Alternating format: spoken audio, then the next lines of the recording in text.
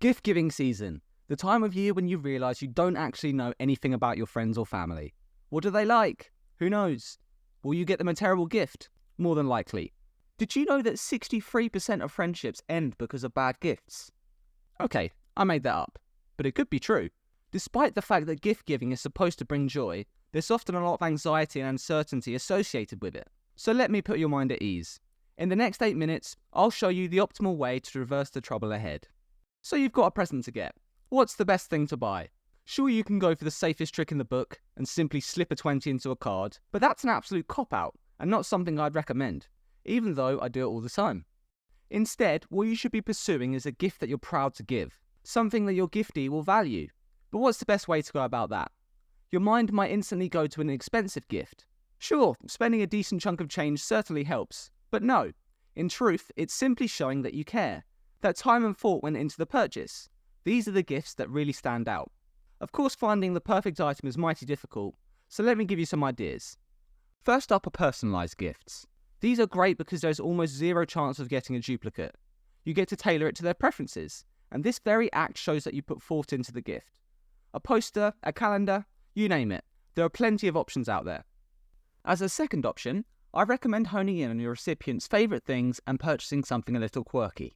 Take the TV show Arcane for instance. If you've got an obsessed friend or family member, why not consider getting them some arcane goods such as a shimmer replica or a necklace? It's almost impossible to mess up with this one. Third up are experiences. While usually more expensive than most gifts, they have the advantage of being easier to pick. Provided you know a little bit about the person, you can make an educated guess as to what they will enjoy. Failing that, you can ask around for assistance. Last up are subscriptions.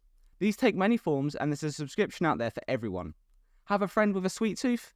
Get them a month or two subscription to a sweets box that is delivered to their door. Or how about a friend who wants to get into anime? Sign them up for a few months of Crunchyroll, this video's sponsor. Just kidding, I'm not big enough for that. In all seriousness though, Crunchyroll is a good shout. Also, sponsor me guys, I'm poor. Obviously, while these 4 categories provide a good foundation for purchasing a gift, they may not quite fit the bill. So you might want to hit the high street to scour the stores looking for the perfect gift, before realising it's a complete waste of time. Most of the gift shops have been replaced by estate agents, barbers and charity shops. Besides, if you find something, you'll probably buy it online anyway. It's always cheaper. It seems most gifts are purchased online now, and it's easy to see why. Not only are there far more options available, but you can also browse for terrible gifts from the comfort of your own home. That being said, if you take a deep dive scouring the net, you're bound to stumble upon good gifts eventually. It's just a shame they're coming all the way from China. Maybe they'll be ready for next year. Frankly, I think the best strategy for finding the perfect gift is to send out a trusted ally on a recon mission to uncover what your recipient desires. You can't ask the questions that need asking yourself. It will be too obvious. So enlisting help is the way to go. This is also a great play if you already have an idea in mind but are worried they may already own said item. If for whatever reason none of the advice thus far proves effective and you're truly stuck, then damn. Kinda sucks to be you, man. At least I can tell you what not to get. Clothes are one I would avoid unless you know the gift receiver's size and are highly familiar with their style. And even then, some clothes just fit weirdly. So a receipt is a must in case it needs to go back. Pets are also a no-go. You're locking them into a commitment they likely don't want and they will feel obliged to keep it. Furthermore, you can add mugs to the list. We all have way too many and some lame generic mug ain't making the cut of mugs that get to stay in the cupboard. If you're going to get some generic ass gift, at least make sure it's universally accepted. That way, your recipient can re-gift it on to someone else who doesn't want it, so that the cycle of displeasure can continue. Some people look down on re-gifting, but it's a perfectly acceptable strategy. You save a bit of dosh and ensure the gift isn't binned. So if you think about it, you're really the good guy here. There's no other way of seeing it. Just avoid re-gifting in the same social circles. Getting caught out is the perfect way to become public enemy number 1, even though the rest of those hypocrites are likely doing the very same thing. You should also ensure you stick to a similar price point among presents. If you spend more on one friend than another and they find out, then congrats, you've just created a foe. Better watch your back next year. Then again, you might want to use price points as a bold method to punish bad behaviour. Only socks for you this year, Jeanette. You need to buck up your ideas.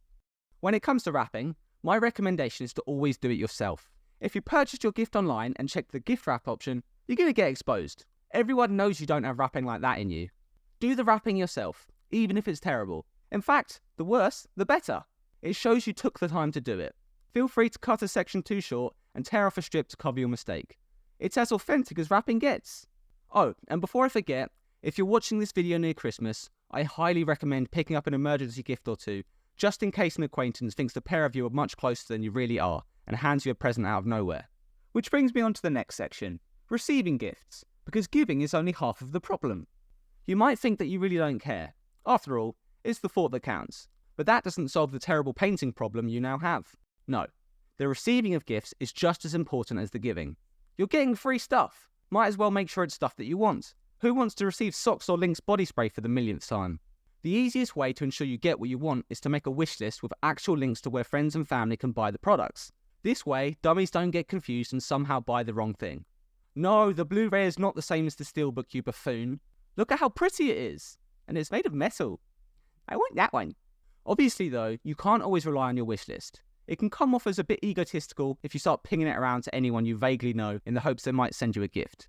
That's why you need to be proactive in your approach to voicing your interests and desires in the lead up to your birthday and Christmas. I consider this an art form in itself. You don't want to overly obsess about loving a particular thing, rather drop subtle hints at the right time which friends and family pick up on. Needless to say, it's very tricky to perfect, and it's easy for a lot to be lost in translation. This can be true even when you think you've made your message too obvious. I really want the new Xbox. I've been meaning to buy one, but I can't afford it. Being able to play games at 4K resolution would be amazing. And the backwards compatibility means I still get to play the old games I know and love. To be clear, I want the new console, not the old one. He said he wanted the new Xbox, right? Damn! They've made 360 versions of these things. Can't be impressed, Microsoft. Add to cart. No matter how great of a job you think you've done at making your preferences known, you can almost guarantee you will still receive gifts you don't want. So it's time to work on your poker face. Appreciation is key, even if the gift is terrible. Usually you can blag it with something like, "Oh, a watch? What a good idea! I've always wanted a..." Come on, Gary, do you not see the smartwatch on my wrist? But your poker face is really put to the test when you receive a gift and have no idea what it is. Stress levels rise to 1,000 as you desperately try to ascertain what it is exactly you've received in the brief window of acceptable time you have to react to the gift. Ugh, makes me cringe just thinking about it. You can't prepare for situations like that. You just have to pray that your non-existing acting skills will hold up and your perception skills perform on the day. Fortunately, you should receive more quality presents than crappy ones. But unfortunately, this isn't always a good thing at Christmas. Upon opening certain elite presents, your mind will race with joy. What an awesome gift! They've outdone themselves. And then, your stellar mood will slowly sour as you sense the predicament. Not only have they bought a much better gift than you, but they've also spent far more. Naturally, you'll smile through the pain of the deceit and your own inadequacy, and the second you get a moment free, race to look up the price online. 40 quid?